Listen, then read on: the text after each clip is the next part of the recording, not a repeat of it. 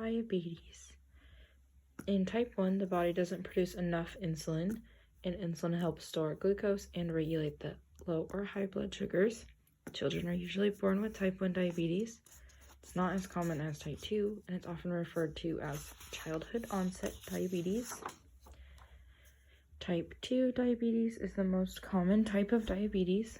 The body still creates some of their own insulin, but it cannot use it completely to regulate their blood sugar, which is insulin resistance.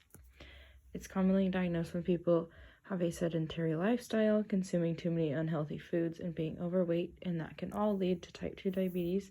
It's usually diagnosed after the age of 35, and some dietary restrictions. So we'll start with what you want to avoid. You want to avoid any saturated fats, which is like high-fat dairy products, animal proteins, trans fats, which are like processed snacks, baked goods, shortening, stick margarines, cholesterol, which is high-fat dairy products, egg yolks, no more than 200 milligrams a day, sodium less than 2,300 milligrams a day, and what you can eat. You want to eat all the healthy carbs, fiber-rich foods, fish, and good fats. Carbs include fruit, veggies, whole grains, legumes. Low-fat dairy products, fiber-rich is basically the same thing, plus some nuts. Fish that you can eat are salmon, mackerel, tuna, sardines.